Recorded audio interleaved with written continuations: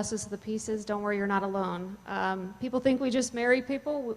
We do way more than that. We handle all your Class C violations, both traffic, filed by the Sheriff's Department, the Constable, and DPS. All Class C criminal violations, health and safety code here in the county.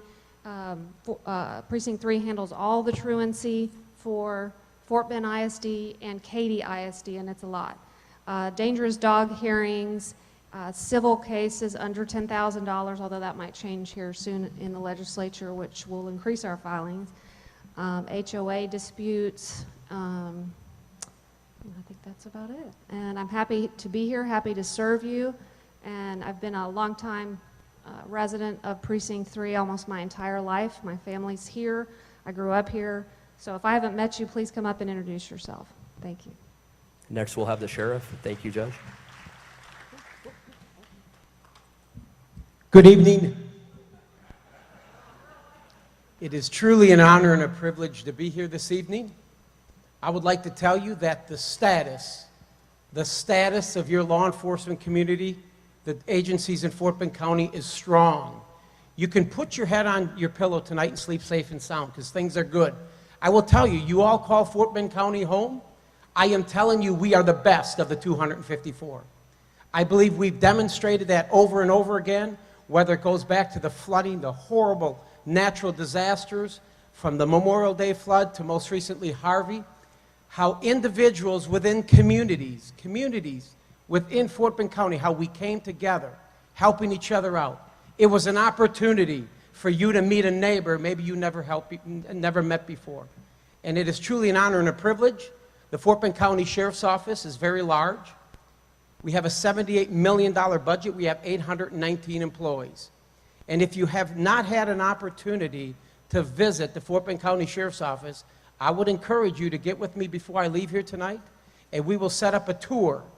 I need about an hour and a half. If you tell me you got 30 minutes, I'm going to tell you to stay home. I can't do it in 30 minutes. I need about an hour and a half. We have great coffee. And just come on down here, and I will give you the Sheriff Nail's uncensored version of the status of law enforcement in Fort Bend County. Again, honor and a privilege to be here. Thank you, Sheriff. Next, we're going to have the Constable from Precinct 3, Constable Wayne Thompson, say a couple of words. Howdy, everybody. It's a pleasure to be here and an honor to serve as your elected constable in Fort Bend Precinct 3. We cover a population of a little over 250,000 people, 272 square miles. There's 5 cities in our area and 3 school districts. Even though we have 5 cities, we are 95% unincorporated, which means your law enforcement service comes from us or the Sheriff's Office. It's an honor to serve you. I know there's a lot of questions out there. I'm pleased to be here with my staff. It's good to see the other offices here, EMS chiefs here, Fire Marshal, OEM, and the other agencies that support us. Thank you for being here this evening, and thank you for coming out. Thank you, Constable. Next, we'll have...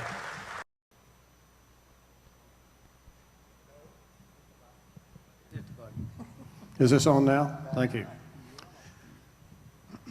Thank you. It is, I thank all of y'all for coming out tonight. I appreciate you being here, and we're here to serve you. I'm your County Commissioner, Precinct 3. I've been your County Commissioner. It's been an honor and a privilege to serve you for the last 22 years. In this area, when I started 22 years ago, there was very little out here, and the growth has been absolutely phenomenal. And a lot of that has to do with simply the quality of life that we have in Fort Bend County, and a very safe community, very affordable community, some outstanding school districts throughout here. One of the reasons that attracts people here. County commissioners, there's 4 county commissioners in all 254 counties that are elected by their precincts, and there is 1 county judge in all 254 counties who's elected countywide. We constitute Commissioners Court, which is a policy-making body of the county, and we'll go into a little bit more detail of all the things we do. But essentially, unfortunately, we have to kind of administer by committee, which can be kind of tough for some of the department heads here who have 5 bosses instead of 1 usually. So it gets a little interesting, and we'll get a little bit more detail, but thank you again for being here. Thank you, Commissioner. And next, we're going to have our County Judge, KP George, kick it off. That's right. Absolutely, it's an honor and privilege to be here. Um, Today we completed 2 months in office, and we are lucky it is February because I only need to serve 28 days to finish a month. So we got 2 months completed, 2 days early in normal sense, normal situation. But being said that, once I was campaigning last year, many times when I talk to people, a lot of our citizens didn't understand what a county do. Yet they play a major role in your life in every aspect of the quality of life. They do play a role. So that's where we realized once God gave me an opportunity to get elected as your county judge, we decided, you know what, we are going to come to you, and it's all about you, and we wanted to come to you and listen to you, understand, and I promise, next 4 years, you're going to know what county does or county government does. And, we are going to come back again. And thank you there's a lot of people worked behind these things, behind the scene, our staff and Commissioner Myers' staff, and also Constable, and of course, Sheriff, all these people worked behind the scene to make this happen. And tonight, we are going to communicate and learn more about each other so that how we can help to make your life a better, and how we can make Fort Bend County a better place for our children and generations to come. That's the whole idea, and I hope you all have a wonderful time this evening. Thank you.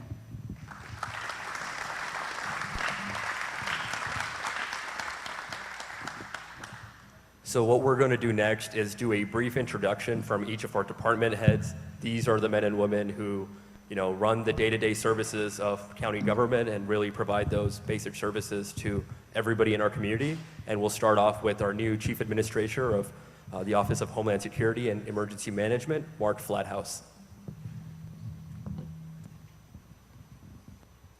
Good evening.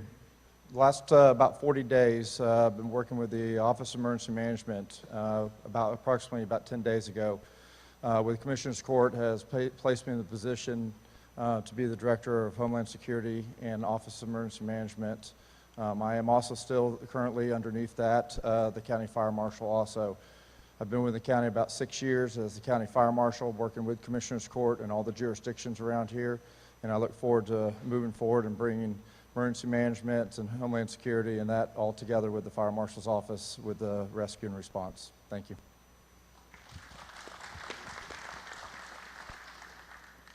I'm Mark Vogler. I've been with the Fort Bend County Drainage District for 37 years.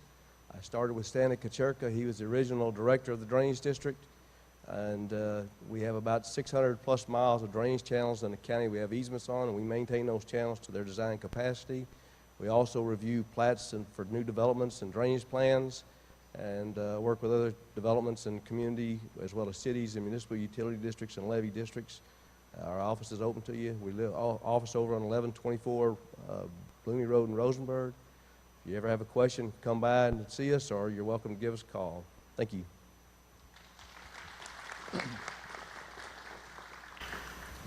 Good evening. My name is Rick Stagley. I'm the First Assistant County Engineer. At engineering, one of our main purposes is to help get roads constructed within the county. One of the major ones out in this area is obviously the West Park, FM 1093 expansion. It includes some West Park Toll Road. Phase 1 is complete out to 723. Phase 2A is currently under construction out to 1463. That segment does not include any toll lanes. And then Phase 2B is actually under the control of TxDOT, and that will go out past Fulsher to James Lane. Other major roadway projects are Cane Island, Katy Flellan Road, and Gaston Road out here in Precinct 3. We have $645 million have been approved by the voters in bond projects for roads since the year 2000, and we currently have 147 projects in various stages. Beyond that, we do the subdivision regulations. You had about 6,000 new homes go up in unincorporated county last year. That does not include all the homes that were built inside cities. So one of the things we do is the permits for those homes. If you're adding more than 100 square feet of a building or pavement, you do require a permit in Fort Bend County. A lot of people don't understand that. we do end up catching you because you can't get power if you don't come in for a permit. So once again, if you're adding more than 100 square feet, please come see us. We're more than happy to help you through that process, get you through it, and get you whatever you're trying to do. Thank you.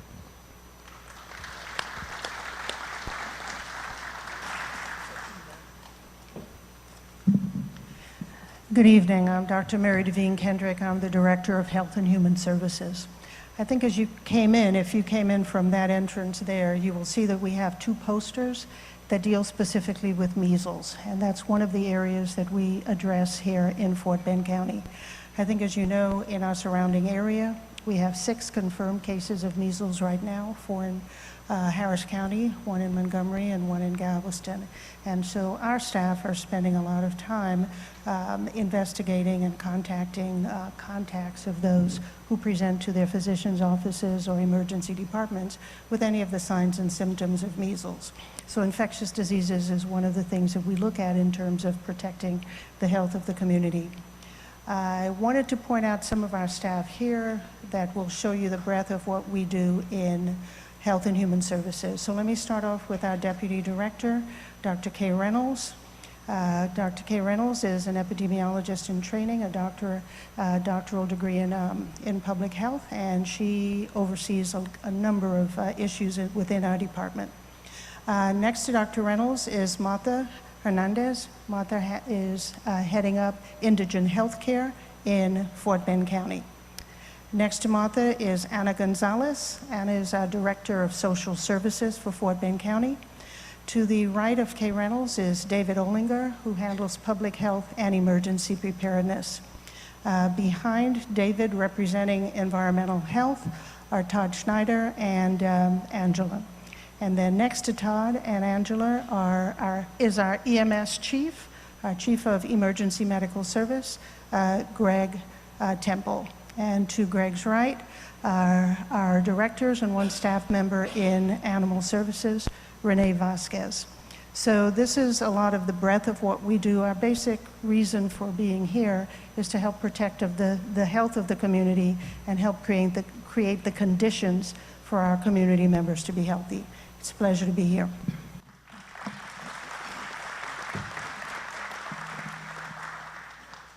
My name's Scott Wayhott. I'm with Fort Bend County Road and Bridge. I've been with the county for about 16, 17 years, and we maintain, hit Road and Bridge, we maintain right at 1,920 miles of roadway. We work with everything from setting driveways, making any kind of road repairs, mowing, spraying, anything from back slope to back slope or concrete curb to concrete curb. We also take care of vehicle maintenance, which in turn takes care of all the fuel for all the vehicles throughout the county. And if you need anything, we have 4 different service centers throughout the county, and we're willing to help. We're ready to do anything we can. Thank you.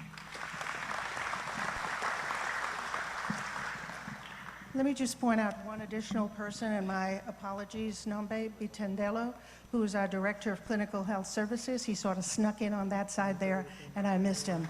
Thank you, Nombe.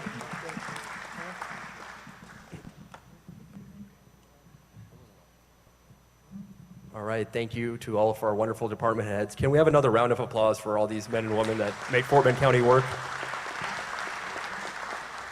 So we are going to begin the portion of our question and answer from the community. I want to take an opportunity to introduce my co-MC for the Q&A part. Howdy, I'm Chris Elam. I work for County Commissioner Andy Myers. I'm the manager of intergovernmental relations. I serve on a mud board here in Fort Bend County inside Precinct 3. I live near the Jones Creek watershed, and like many of you, I was directly affected by Harvey in many ways and was evacuated by a county dump truck via the Road and Bridge division over here when we thought our house might get some water in it. They actually sent a dump truck and brought me down to the OEM building where I lived for about 4 days during Harvey. It's been an interesting time being back and working for the county. It's where I've grown up, and I appreciate the chance to be here with all y'all tonight on behalf of our entire office. Thank y'all for coming out. It really means a lot for us in Precinct 3, for our various offices at the county annex up there at the Grand Corner, that all of y'all showed up here tonight, and we've got a lot of questions. So we're going to try and get through as many as we can. So Bobby's going to be running them here tonight. Thank y'all for being out here tonight. So I guess for our first question, we have what we're going to do is, this is Robert Pachucas here, who works for Commissioner in Precinct 3. We're going to say the name of the person, and then Robert will come to you and you will have 1 minute. We have a lot of questions, so it's really important we stay on time. But without further ado, the first question is going to be from Michelle Barnes in Pecan Grove. Can you stand up? Could you stand up, please, Michelle? Thank you. I submitted two, so I don't know which one you got, but, okay. One of the questions I had is, I'm really impressed with the improvements on the shelter reporting for the animals that they've improved over the last few years. But one thing that we've noticed is there's still a lot of animals being put down because the animals that are being put down are not being categorized, and if you don't have the data of why they're being put down, you don't know what kind of programs to put into place to prevent that from happening. And I would like to know, there is a national standard form used for shelter reporting, and I was wondering if the shelter and the staff would be open to using that form so that we can find out what other programs can be put into place so that we can stop the putting animals down. Thank you. We are going to give this question to our Director of Animal Services, Renee Vasquez. Just give us a second to get there. So before Renee steps up, let me just say at this point, we have greater than 95% save rate in our shelter. We've done a tremendous amount to improve those statistics over the years. As Renee will tell you in a minute, we have a number of animals that are there 30, 60, 90 days plus as we strive to get as many adoptions as possible. We work with a good number of volunteers, and volunteers and fosters and other organizations are very helpful in helping us get animals into adoptable homes and into forever homes. If you've got some additional suggestions, we do have, as you mentioned, transparency where we put out all of our statistics on a regular basis. Those statistics include the number of intakes, the numbers that are adopted, the numbers that are fostered, et cetera. We're always open to looking at different ways to do and better ways to do this, but this is where we are at this point. Renee, would you like to add to that? Yeah, absolutely. And you're right. I mean, there is some times where we know that we have certain dogs that maybe have behavior issues. We can't label them. We can't put them on the statistics to come out at the end of the month. So we're always open, trying to see how we can better that, because being transparent was one of our major goals to become no-kill, which we've done it for 7 months. Even though there is some animals that unfortunately do have to be euthanized, we do pick up sometimes animals that are hit by cars. They go to a vet, they get examined by either our vet or another local vet. That number hits us, so that does count. And maybe that doesn't show on the categories that we have. So, absolutely. If you want to let us know, come by and let me know. Thank you. All right, thank you, ma'am. The next question is from, and I apologize, sometimes the handwriting, but Shapnik Khan from the Lakemont subdivision. Very good. Hi, my name is Shapnik Khan. I've been living in Precinct 3 for 20 years. And I just have a question for Commissioner Myers. As you are 22 years, I'm in here 20 years. I recently found out that you have voted against a resolution for online voter registration. I wanted to know why you voted, and I can add one thing to this point, that our voter information is already in there, so having a person to entry those, that, costing our county a lot of money. So having a voter registration online, that could save our county a lot of money. So I just wanted to hear from you. Okay, I want to make absolutely, I answer the question? Yeah, I was just saying, hold your applause. Commissioner, answer the question. Thank you. I want to make absolutely certain that we have safeguards with regard to registering to vote. We hear a lot about issues that you have in other states in which a lot of people complain about the process and about the fact that there are, in their opinions, and in some cases have been documented where there have been voter fraud, et cetera. And one of your most important rights, in my opinion, is the right to vote, and right not to have your vote canceled by a vote that is not a legitimate vote. So until I see a little bit more specifics with regard to protecting, if you would, the integrity of the voting process, I'm going to be skeptical about it. And so no one came forward to present anything other than, let's have a general online registration. That's not enough for me. I need to have some specifics with regard to protecting the integrity of your vote. The next question is actually from Anonymous, but it's a good question to kind of explain how county government works. Please tell us the working relationship between the agencies within Precinct 3. Is there a chain of command, so to speak, or can one agency go directly before the Commissioner's Court and make suggestions, requests, and so forth? For example, if Justice of the Peace Kelly Crow needs additional staff or funding, can she take the need and request that directly from Commissioner's Court? If the constable needs extra funds, staffing, or equipment, can he go directly to Commissioner's Court? And this is a question for Commissioner Myers and Judge George. All of your elected officials are independently elected. They report to you. They don't report to us, okay? They're accountable to you. They're not accountable to us. Every elected official, and actually every department head for that matter, can bring any request they want to Commissioner's Court as a whole, and there's 5 of us, so 3 of us agree, you get it done. That's a majority. So if Judge Crow has an issue that she wants with regard to additional staff or funding or some other types of changes, she can bring that and present it to the court for our consideration. The same thing with Constable Thompson, the 3 of us actually work very close together. You know, we're a team, and in serving you, as Constable Thompson pointed out, the great majority of Fort Bend County, unlike the rest of the county, is unincorporated. So most of you do not live in the city limits of a city. 90% of you, about 240,000 of you actually, live in the unincorporated area. So we have to work as a team, and we do, and we work very well together.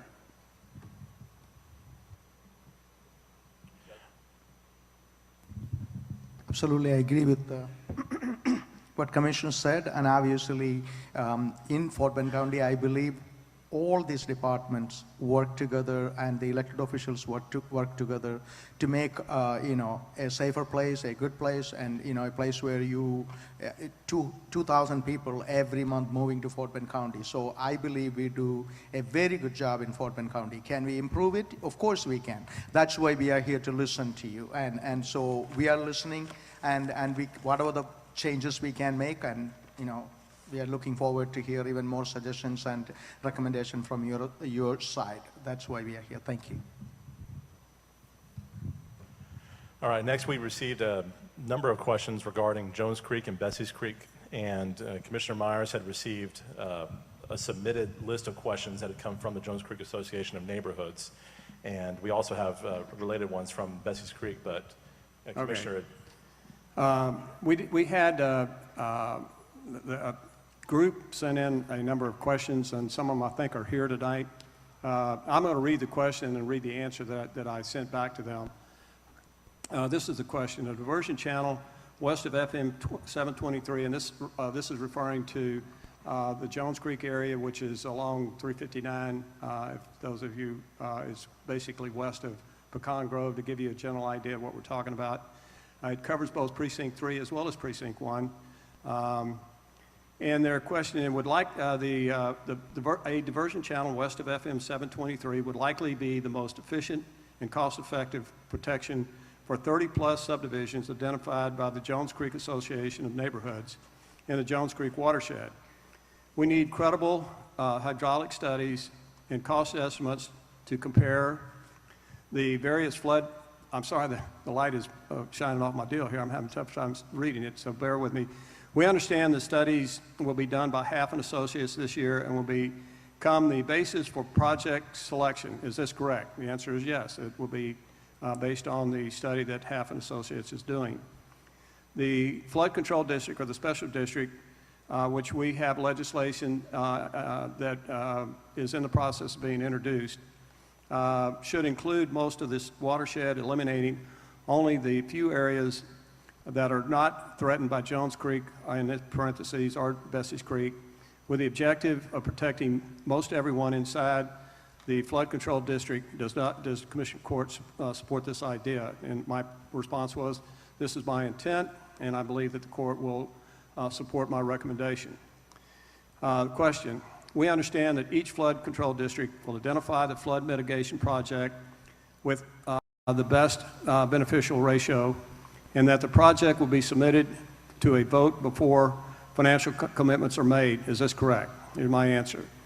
The proposed legislation provides for the possibility of creating a special district.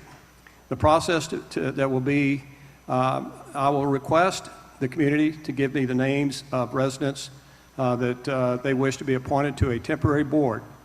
We will put those names forward to be approved by Commissioners Court. After the temporary board is appointed, it is their only duty to call for an election of a permanent board of 7 individuals, residents of the special district. If the federal grant is received, and we made an application for a federal grant for 4 federal grants, 2 of them cover the Bessie's Creek watershed, and 1 of them covers the Jones Creek watershed. If a federal grant is received, and neither the state nor the county agrees to provide the 25% local match. The federal grant is a grant for 75%. There is a 25% local match that has to go with that. We have been talking with Dr. Zerwas' staff and Senator Lois' staff about the state actually funding the 25% local match. We're hopeful that we can get at least some funding from them. That obviously funding the local match throughout the state of Texas is going to be a rather large fiscal note for the state, and the likelihood we get the full is somewhat remote. But we're hopeful to get some, if not all of it. And if that does not work out, then we're going to be looking to see if the county could possibly fund the local match. If the county is unable to do so because of the fact that it'd be a countywide bond issue, and whether or not a countywide bond issue would pass to benefit a few areas is something that would be questionable. Then we fall back on a special district that would possibly fund the local match. So the process would be that the residents, the voters of the district would then elect a permanent board. The permanent board would then have the responsibility of forming the district and would be responsible for calling for the election of a bond in the event that the federal grant is received and there's a local match that is required at that point in time. So in the event that we get to that point, obviously before we get to that point, there will be a full review of what the project is. We'll have a study completed by that time. There's a year study period included in the process of the federal grant. So we'll have a study completed by that time. We will have identified the areas that are going to be within the district that would benefit from a flood mitigation project, and we would have an election at that point in time based on what the local match would be and based on what the cost to each of the homeowners would be. The board would call for an election that would be voted on by the residents, by the voters within the district as to whether or not they want to fund the local match. One of the reasons, there's 2 reasons that we're looking at a flood mitigation project. One has to do with the fact that a number of homes were flooded along Bessie's Creek and Jones Creek. In addition, you'll be hearing a lot more about Atlas 14, and I'll give you a little bit of detail on that. Atlas 14 is a proposal by the NOAA, the National Oceanic and Atmospheric Administration, redefining what a 100-year event is. All of that means is a 100-year flood event. What that means is that all of the, basically the building requirements are all set on a 100-year basis, and all your flood insurance, your floodway, your flood zones are, as FEMA prepares those maps, are all based on this, quote, 100-year event. Currently, a 100-year flood event in this area is 12.5 inches of rain in a 24-hour period. The NOAA calculation is 16.5 inches in a 24-hour period. That's a 32% increase in the rainfall for what they define as a 100-year event, which is going to determine what your floodplain and your floodway maps are. And some people who are currently not in the floodplain are going to end up being in the floodplain. If you're in the floodplain and you have a mortgage on your home, you're going to be required by your mortgage company to carry flood insurance. And one of the points that a lady makes that wrote this letter said, as a homeowner, I pay $60 a year in drainage fees, $650 this year, and $4,000 next year for flood insurance. This is a no-brainer. I'll be willing to accept more drainage taxes for flood protection if it lowers my insurance costs and keeps me from flooding again. So if you're not in the floodplain today, and I'm not, and although I'm not in a floodplain, I'm actually one of the wonderful homes that flooded. I've got a $95,000 cost I got to come out of pocket because I did not carry flood insurance because I was told specifically that I'm in a subdivision that never floods. Well, that wasn't the case. So obviously I'm not very happy about that situation, but I'd be even more unhappy if when I went to buy the flood insurance that I'm required to carry now, that only cost me $360, that it cost me $4,000. I'd really be upset. So one of the purposes of coming up with this flood mitigation project and one of the purposes of coming up with these special districts is so we can implement a flood mitigation program that would take, first of all, protect homes from flooding and also take some of the homes that are currently in or may be in the floodplain in the future out of the floodplain. So let me finish the question here. Will the legislative bill define an initial tax base rate, initial base tax rate to get the flood control district, I guess that's what they mean, started? No.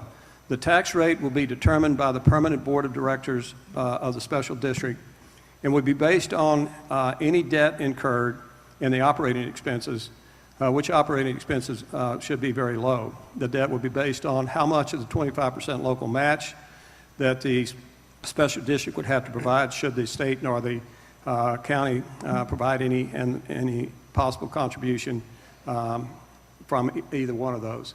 So essentially what you have is a situation where we made an application to the federal government for, in one case, one of the projects is about $48 million and the other was about $40 million. So the local match would be somewhere between $8 to $12 million, depending on which deal it is, if we don't get any funding from either the state or the federal or the county.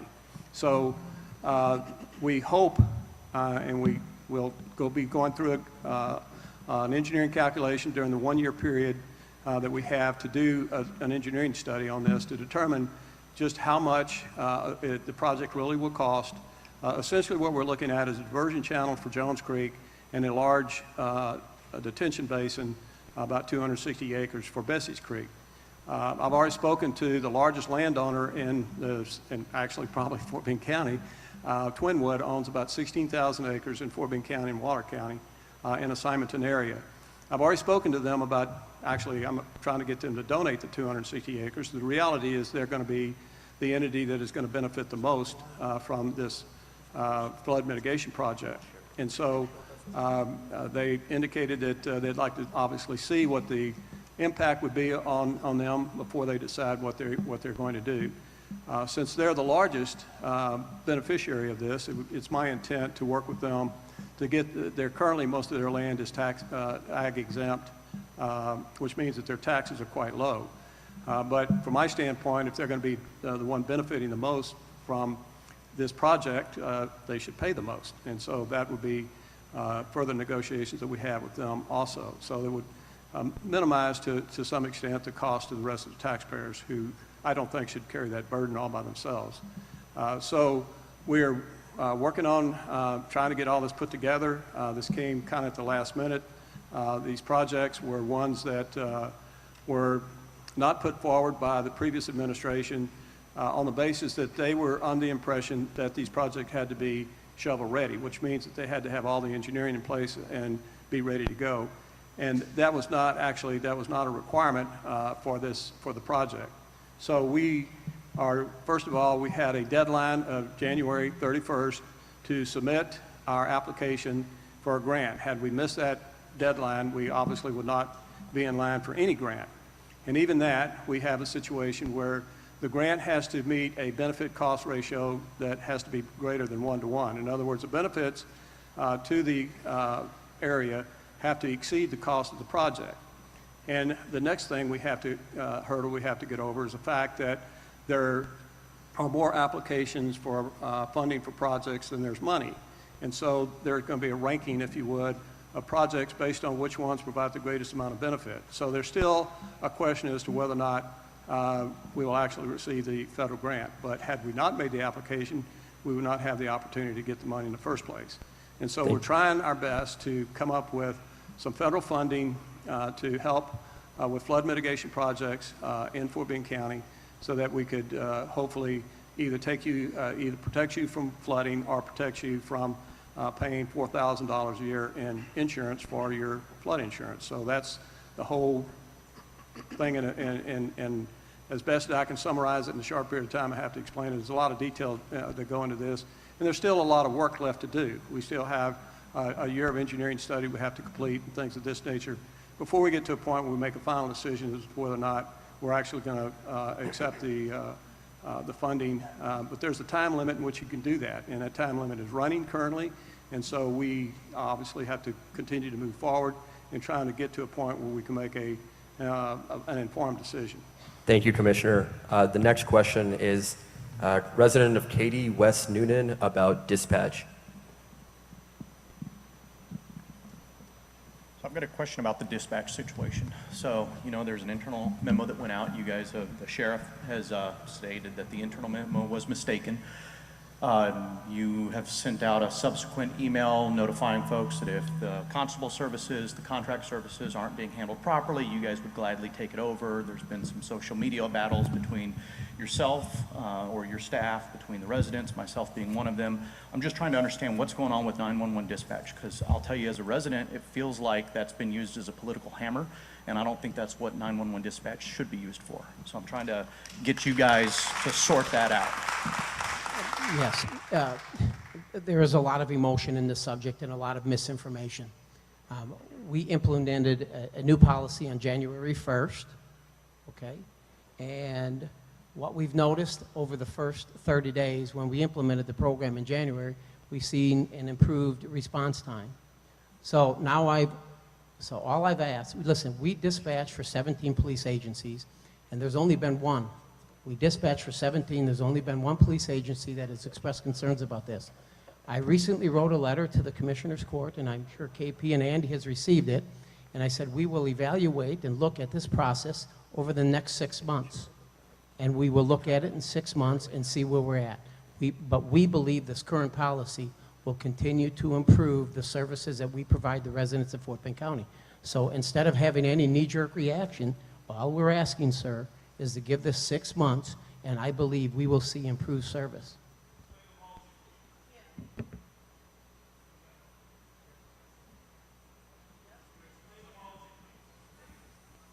Sure, let me explain the policy. If there is a 911 call brought into the Fort Bend County Sheriff's Office, or any dispatch call, non-emergency, could be a cat in a tree, anything, what we do is we dispatch a Fort Bend County Sheriff's Office deputy, a district unit that serves your community. And we also we dispatch for all the constables' offices. Now, the constables' offices are on the same frequencies that we are, and the deputy constable is going to hear that call for service. And we hear it. We've continued to monitor this over the last 30 days, last 45 days, and the deputy constable will pick up that call. He will travel to that call, he will clear that call, and then we will disregard. So to think that deputy constables are not allowed to go to 911 calls or any type of call for service is completely ridiculous, and it's not true. And we are going to continue to monitor this policy, and we will show in 6 months, we'll look at it, and I believe that you will see increased professionalism and a better response time for dispatch. I'm just asking, give it 5 more months.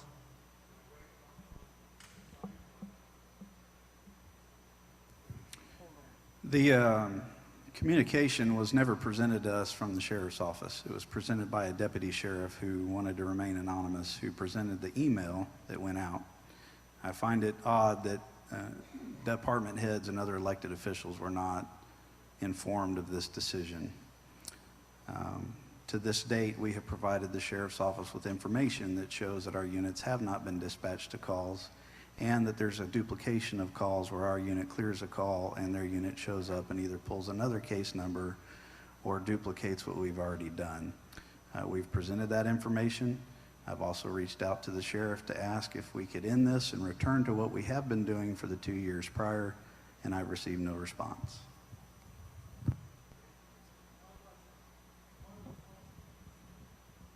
Please hold on to your questions. Let's let them answer. And so if everybody started talking, we are going to be here for all night. And I believe that you all wanted to go to work tomorrow, right? So let's finish it up one at a time. So we will write your questions and we will answer. And if we couldn't get it to it today, you will get an answer. You will be communicated from all of us. And I promise our office will communicate with you. That's And folks, will have sheriff, constable, and everybody around afterwards too, so please, come on by and exactly. ask your So questions to them. please hold on to your questions so that we could get to already existing questions, please. Just a quick reminder, we want to keep all questions to 1 minute and then responses to 3 minutes. And our next question is about natural disasters from Gerald Ross in Katy, Texas. Is Gerald Ross here? Good evening, Commissioner Myers, Constable Thompson, and the most calming voice during the flood, Mark Vogel. Thank you for your attention to us during that time. My question, you talked about rampant growth in Precinct 3. My question is to mature residential developments, your existing tax base. Cinco Ranch is a fully developed community. It expects services from the county and precinct elected officials to deal with natural disasters, flood, security, and law enforcement. The designated by the state of Texas chief law enforcement officer and the constable in the precinct, which according to the job description on the website has similar duties, to work together, especially when we in Cinco Ranch pay almost $900,000 additional fee because we chose the constable as a homeowners association. And so I ask each of you that if these are not resolved, how you will handle these issues and protect our property value as your tax base marches west.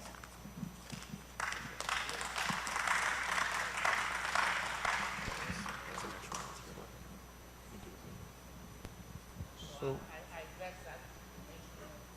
Commissioner, you.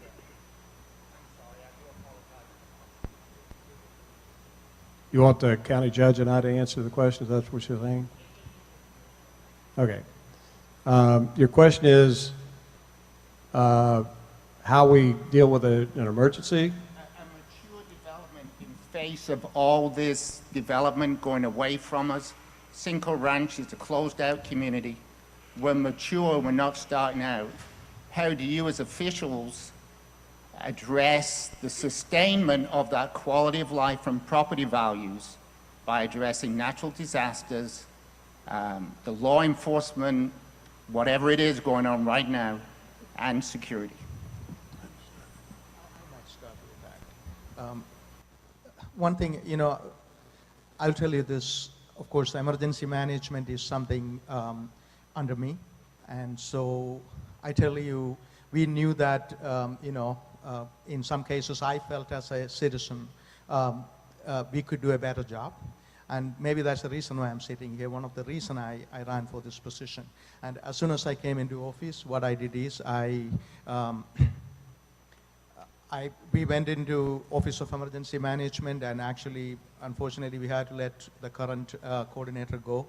And we brought Mark Flathouse as an interim, emergency management coordinator, and asked Mark to give us a report on what is going on there, and asked Mark to give us that report in 90 days, and Mark was working, I think, 24/7, so he gave that report in 31 days. And so based on that, we decided to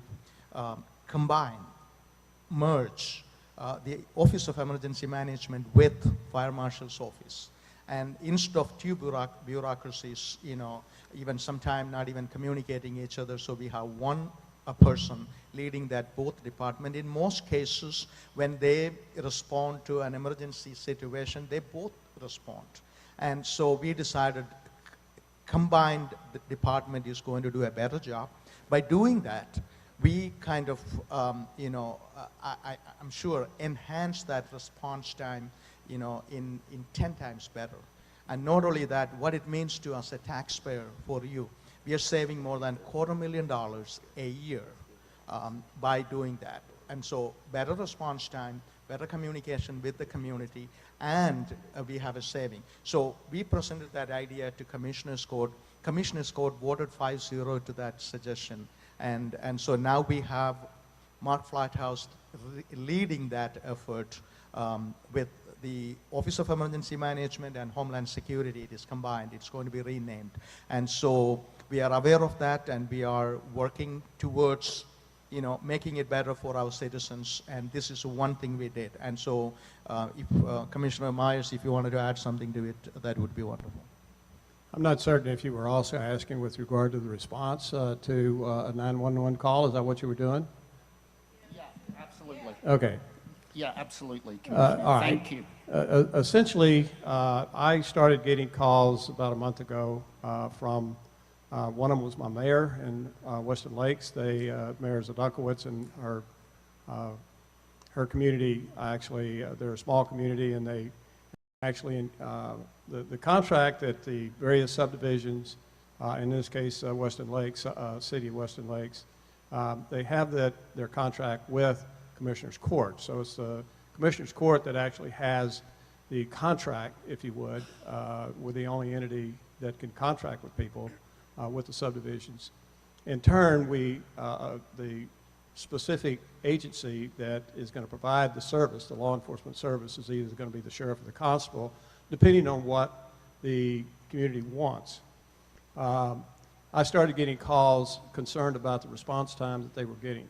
And so I went to the constable to find out what the deal was, and he said, we're not getting the call. So I called the sheriff to find out what the situation was. He informed me at that time that they had not changed the policy and that there was a miscommunication there. So I went back to the constable to find out that there was a change in policy. So I went back to the sheriff and asked him to please explain what the change in policy was. And the change in policy essentially was they were no longer dispatching directly the law enforcement officer that happens to be in the subdivision, which happens to be the constable. We have 20 subdivisions in Precinct 3 that have a contract deputy agreement with the county where we supply one or more. In Cinco Ranch, I think we supply 8 additional law enforcement personnel. And they're the ones that are in the neighborhoods. They're the ones that are closest to the calls at that time, and the calls from the complaints that I were getting, the calls were not going to the law enforcement officer that happened to be in the neighborhood. So my solution to the problem was to recommend that we do what almost every other large county in the state of Texas has done, and that is go to a special department that is nothing but dispatch. And that way we take this issue away. We relieve the sheriff of the responsibility of dispatch so he can concentrate on law enforcement in the county. And we have a dispatch that will dispatch not only the sheriff's office, not only the constable's office, not only the fire departments, not only the emergency medical services, but all the cities as well. I think that is a reasonable solution. It's working very well in all these other counties that have tried it. Williamson County, Bell County, Montgomery County, and a number of other counties have done so. So that's a potential solution that I've been recommending, and we'll look at that further to see how well that we can make that work here. In the meantime, I would hope that the sheriff would go back to his practice of dispatching the closest law enforcement officer to the call. All right, the next question, sorry. That means, that means we are aware of the situation and we respect your need better than anything else. So we are aware of the situation, we are looking into it, and you will see some kind of a conclusion and solution for this situation soon. Can I add to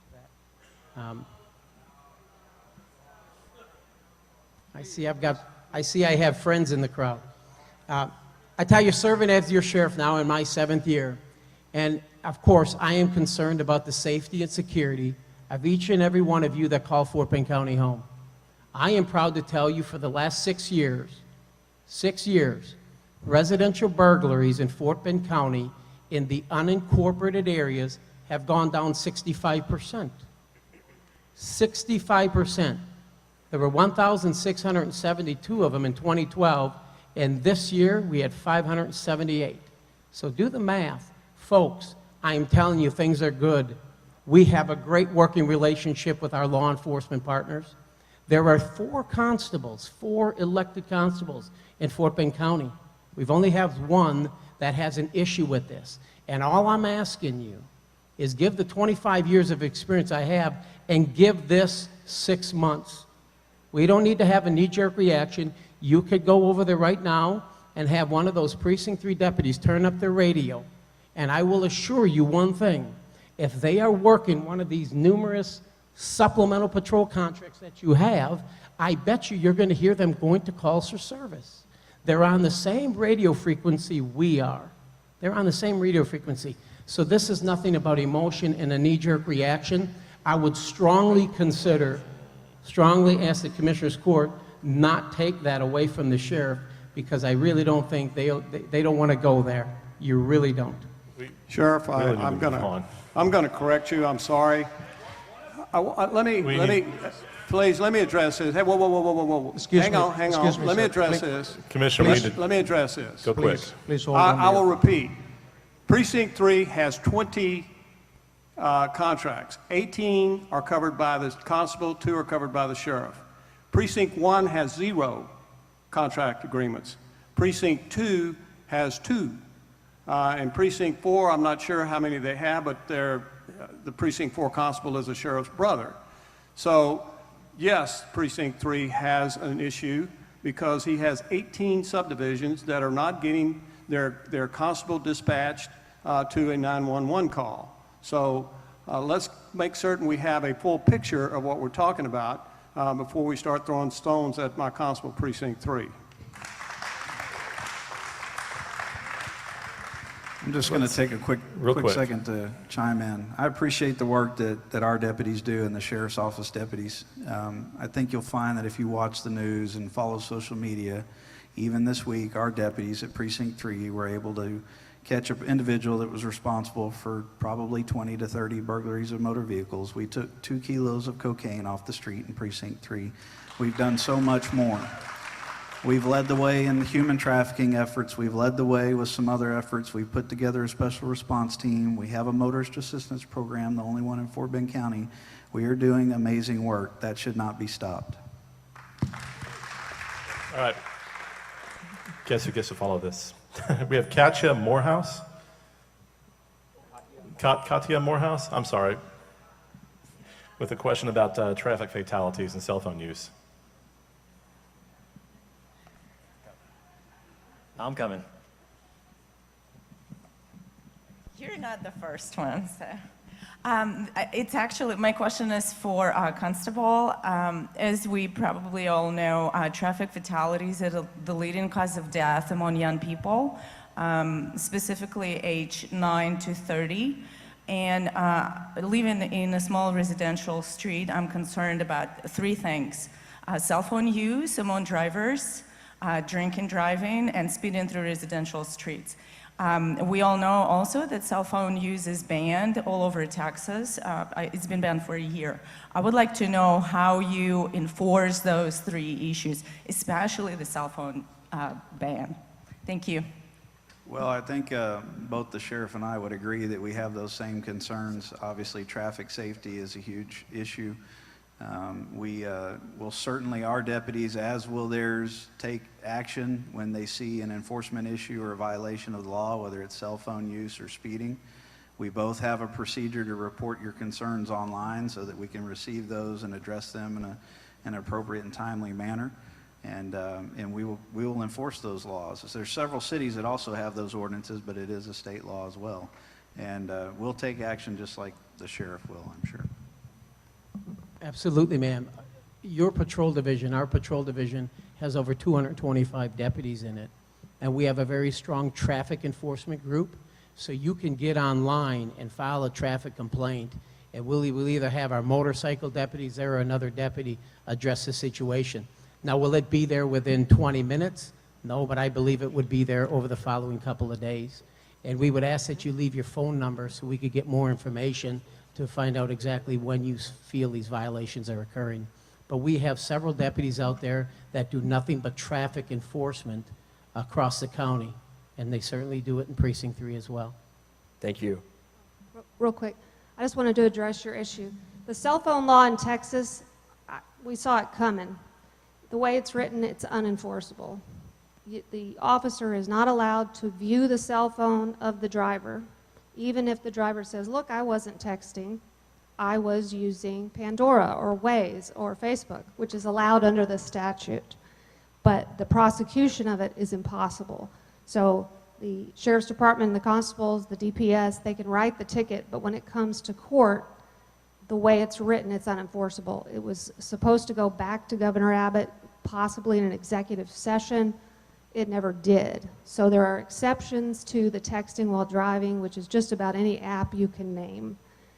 And even if the driver shows the phone to the officer, he is not allowed to look at it. So you can see from a prosecution standpoint, in a court setting, it's not going to ever happen until that law changes. Thank you. The next question we have is about a specific intersection. This is from Jerry Armstrong, who lives in the Lakes of Bellaterra. Is Jerry here?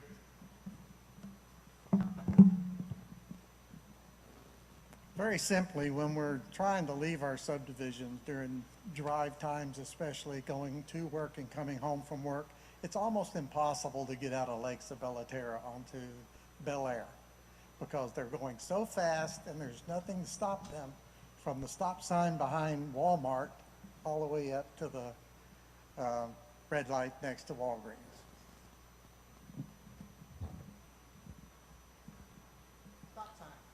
Yes. So stop signs, in order to put a stop sign in, the county needs to follow what's called the Texas Manual of Uniform Traffic Control Device. It's a manual put out by the state of Texas. So for specific intersections, if you want us to look at a specific intersection, you can email traffic@fortbendcountytx.gov. We will see what we can do as far as checking the accidents and doing a traffic count, see how close it is to meeting those warrants, and then determine what actual activity we can do. As far as the speed limit, usually we do a speed study to determine what's called the 85th percentile. We'll look at that. We'll look at other safety factors that go along with that to determine what kind of recommendation to make to Commissioner's Court. All right, the next question is from Cheryl Stalinsky for Judge George.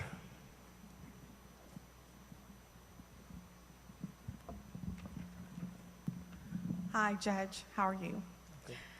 I want to ask you a question about, can you explain why you're replacing well-respected, hard-working county department heads who have a wealth of experience, and aren't you afraid of depleting the county of all that experience and knowledge? So far, we've lost the OEM director, Jeff Braun. Now, Richard Stolice, our county engineer, and our HR director, Kent Edwards, and I understand more recently the director of transportation. Can you give me your take on that? Can you repeat that question one more time, please? Do I need to speak louder? Please, yeah. Okay. Loud is fine. I could hear. Okay. But yeah, go ahead. Can you explain why you are replacing well-respected, hard-working county department heads who have a wealth of experience, years of experience, and aren't you afraid of depleting the county of all that experience and knowledge. So far, our OEM director, Jeff Braun, was fired immediately after your swearing in. Now Richard Stolice has resigned, I understand, under pressure. Our HR director, Kent Edwards, and I heard today, most recently, the director of transportation. First of all, ma'am. Hello? Hello? I don't know.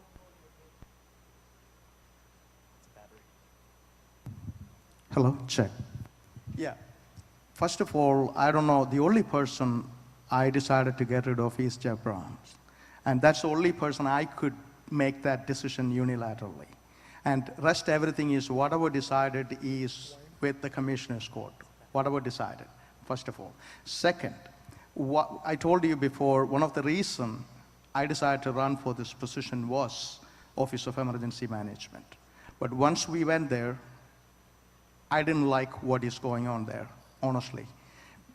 I could explain that when maybe I could have a one-on-one conversation with you, what we didn't like or what we could change or things of that nature.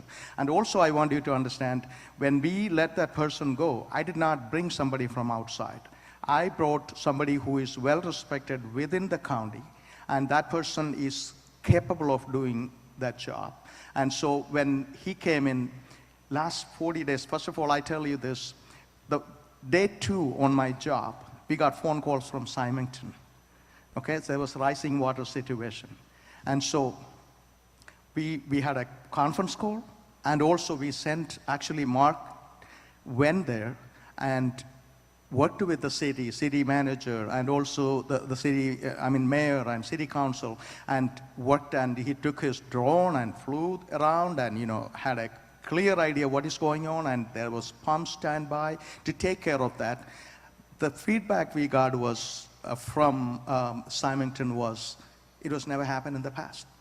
So, bottom line is we are taking a different direction when it comes to emergency management. That means we are going to be responding to situations in Fort Bend County in a timely fashion. That's the reason why I made that decision to do that. It is, anything is decided. First of all, I don't even know where you got all this information, because some of this information I don't even know. Okay, and so obviously you have some very good insight in information you're getting. So some of them I don't even know. So I tell you that much. But county engineer, he decided to resign, and so I don't know what kind of he decided to resign, and also I don't know where you are getting the other people's information. Absolutely, I don't know about that. I don't know. Thank you. Yeah. The next question is going to be Shah Halim about property taxes from Seven Meadows. Shah. Just give us a sec. Get my steps in today. Thank you, Judge, Honorable Commissioner. Thank you for such a wonderful crowd you brought in. First of all, thank you, Judge, for doing this, getting us together. Give them a big hand. Judge, thank you. My question was regarding resolution opposing revenue caps, supporting property tax, and school finance reform. It's addressing to Commissioner Meyer. Commissioner Myers, why are you the only person on Commissioner's Court to vote against a resolution to lower property taxes through school finance reform and oppose local control by the state legislature regarding revenue caps? I know the county tax rate is low, but how could you be only vote against something like real property tax and the school finance reform? Thank you. I think you may be mistaken. The real property tax reform that you're talking about was opposed by the majority of the court. So I'm not sure where you're getting your information from. I've got a resolution signed by the Commissioner's Court, except your signature. There was on the website. There was a resolution. Okay. The resolution. Are you on the impression that the resolution was in support of the cap on the property values? Revenue cap. There was one resolution. Property I'm sorry. Cap. There was one resolution for the property cap. The school finance reform. I'm sorry, the resolution was a resolution in favor, in opposition to the property, the revenue cap. Yes. There's a bill pending in the House and the Senate that calls for a revenue cap on revenue by local governments. And you're saying that that's not. You're saying the other commissioners signed and they all voted for it except you. I'm sorry, they did not vote for it, they voted against it. They voted against it? Okay, they voted against the revenue cap. Yes. Okay. Why would you be there? Because it's a good thing that through the school reforms, why would you vote against it? Why did you not agree with that resolution? The position that I take is that you have to have a provision that also provides for basically a constitutional amendment against unfunded mandates. The problem that you have with the situation that we have in the current legislature is that the great majority of your property taxes are your school taxes. Local taxes, county tax, by the way, you pay between about 15% of your total tax bill goes to the county. But unfortunately, there's a significant amount of our expenditures that are mandated by state law. And I have been opposed to unfunded mandates from the time I got into office because it's impossible to control your tax rate if you can't control your spending. And you can't control your spending if the state legislature continues to pass unfunded mandates. There was no provision in that statute, there was no provision in the resolution calling for basically a constitutional amendment against an unfunded mandate. What the governor of the state of Texas, the lieutenant governor of the state of Texas, the Speaker of the House, are all in favor of legislation to, quote, cap revenue for local governments. I do not believe that at the end of the day, they're going to include the school districts. That means that the only one that they're going to include are going to be the local governments. It's not going to be much of a tax improvement to you. However, I did not vote for the opposition to the revenue caps because it did not include a provision of eliminating unfunded mandates. All right, moving on, we have Katie Wiggins with a question on human trafficking. Katie from Cinco Ranch.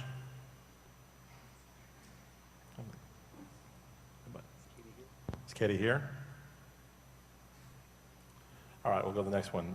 We have Debbie Roseman from the Estates of Willow Fork. 80-year-old parents, my 2 mentally ill young adults that I parent, and my 2 dogs. And we were the last bus to evacuate out of that area. We were taken to HEB, where we sat, and the fire department was amazing. The military that came to evacuate us were amazing, but they didn't know what to do with us because all of the shelters were full. So they put us on a bus, they drove us around. We went to, I think, 2 different schools. We ended up, the last one was Cinco Ranch, where I got out of the bus and begged them. We had maybe 20 people on the bus, begged the Kitty ISD to let us into the shelter so we could call people who were in the Cinco Ranch area who could come and pick us up. I was threatened with arrest if I didn't get back on the bus. When I got back on the bus, they took us some 60 miles to a school that had more than 2,500 people in the shelter. They weren't turning away anybody. It was in one of the less fortunate tax base areas, and there were 2 bathrooms for 2,500 people. My parents, my dad and my kids and the dogs were on the sidewalk underneath the cover. We were freezing, we were cold. Nobody gave us blankets. We had to register before we could get blankets. Now that wasn't in Fort Bend County, but the reason that we ended up there was because Fort Bend County did not provide shelter for its residents. So what I want to know is, what are we going to do next time? Thank you for your question. We'll have Judge George and then Mark Flathouse. Yeah, absolutely. Thank you. And I appreciate that question. And also somebody asked why the made some changes to OEM. That is exactly the reason why. And so I will tell you, already Mark is working, we are actually working together to create a blueprint where we could have, I'm going to bring all the stakeholders, all the community, like for example, stakeholders like cities, the school districts, and non-profit organizations bring together and put together a plan where we have a blueprint of, if you live in a neighborhood, you should know in advance where, if you have to get out of your house, where you should go, where you could go, and be safe. And I know personally people, I live in Riverstone area, was picked up and they run into that same situation. I know personally people from Katy area, Singoranj area run into the same situation.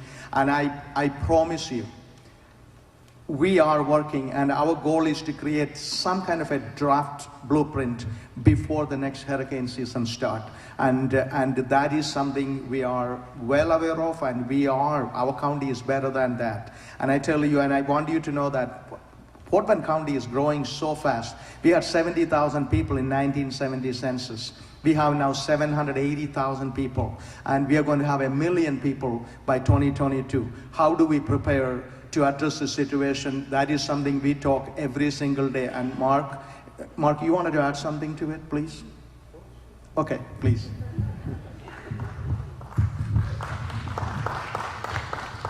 Well, first and foremost is that, been here about 45 days working in the Office of Emergency Management, working with the Judge's Office and Commissioner's Court, but I've been here about 6 years. I was here during Harvey. And one of the things is I look across this crowd and I see a lot of first responders and everything else, and knowing that what we were trying to accomplish, we had a lot of roadblocks ahead of us as first responders out there, and also the staff of Office of Emergency Management. Myself and my assistant chief in the fire marshal's office, we spent about 9 days straight there along with OEM staff, and we came up to a lot of issues, but it was a regional thing. One of the things is regionally, and things that I've learned in the last 45 days, is that it's a regional problems, and what they had planned for is that when hurricanes came, is that it's a 1 to 2 day event. Harvey sat on top of us for 4 days plus. We didn't have the structure in place, and things taking force of rain and that much rain in the different areas dropping down. It has happened, unfortunately, but now we've got to make sure that the after-action reviews and things are done accordingly so that we can address some of the issues that you addressed. Some of the things that we've done in the first 45 days that I've worked with the Judge's Office and the Commissioner's Court is we have systems in place, and we have some flyers in the back that we now have a great system that was actually purchased during Harvey to try to get information out. And we made it very robust in the last few days with our IT department and the great staff of the IT department, and also Office of Emergency Management staff. And now it's very readily available, and we can utilize it in a great way. And those are things that we can put information out so that you understand what's going on.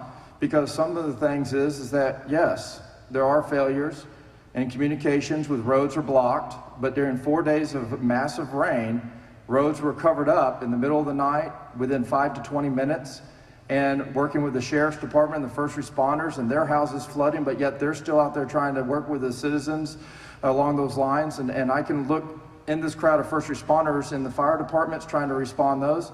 It was a mass impact to this region.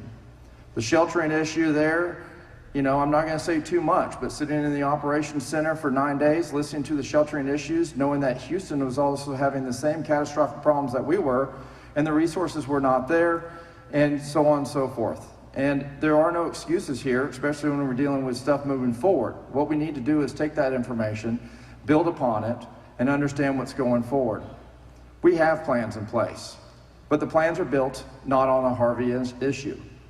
In the regional and the planning that was done regionally, and I think that that's more important to me in the position I am is regionally, because the fact is in Houston, what impacts Houston also impacts us, but we need the same resources that they have.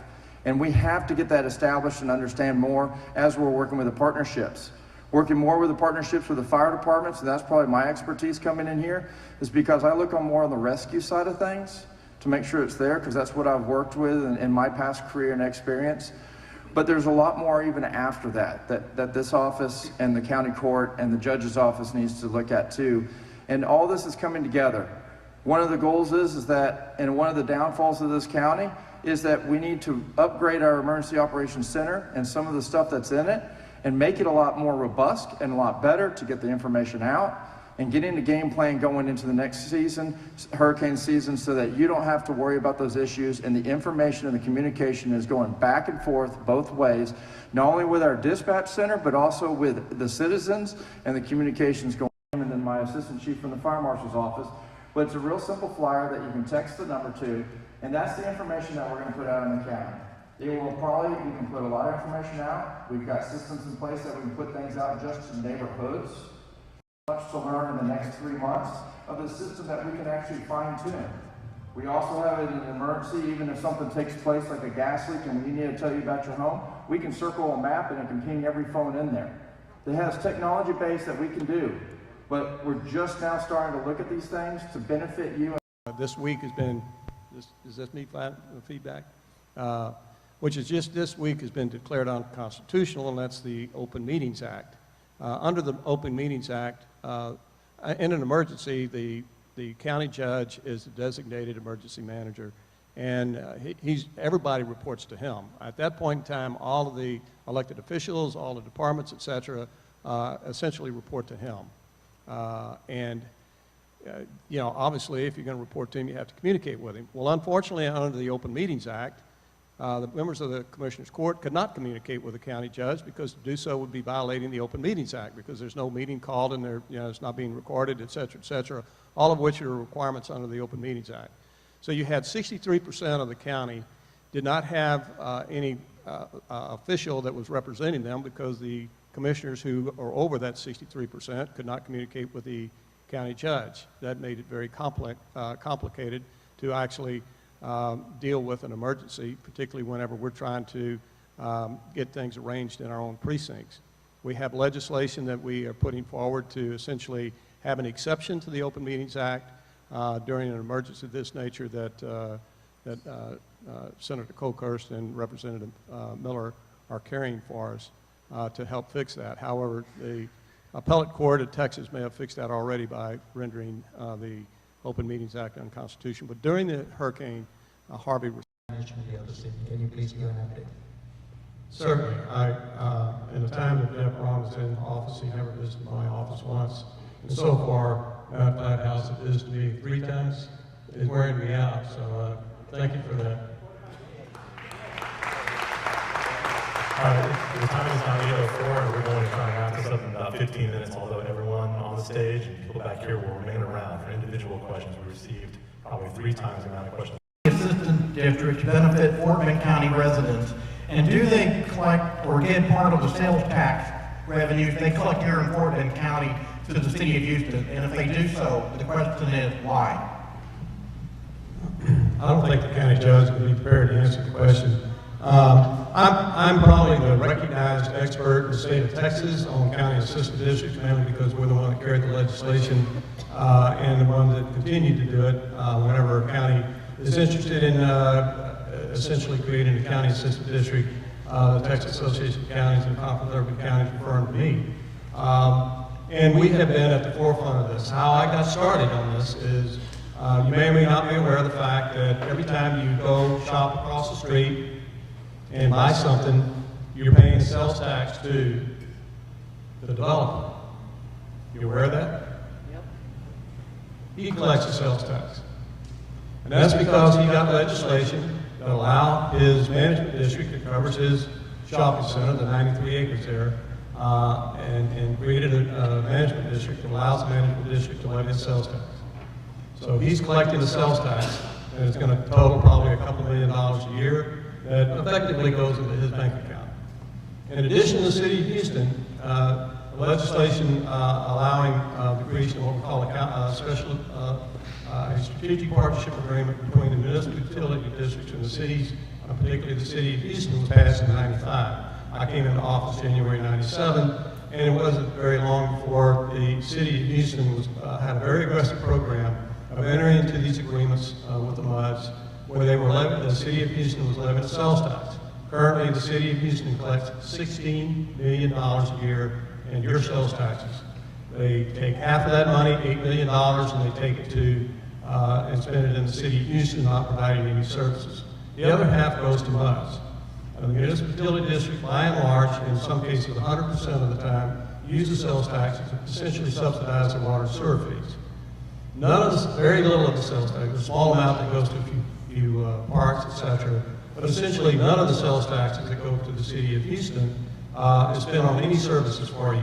None of the sales taxes that go to the MUD, or very little of the sales taxes that go to the MUD, benefit the general public that pays the tax. A sales tax is a general tax paid by the general public, and the expenditures of those sales taxes, in my opinion, should be used for the benefit of the citizens. You have a road out here. The road that you rode up in, this road, 1093,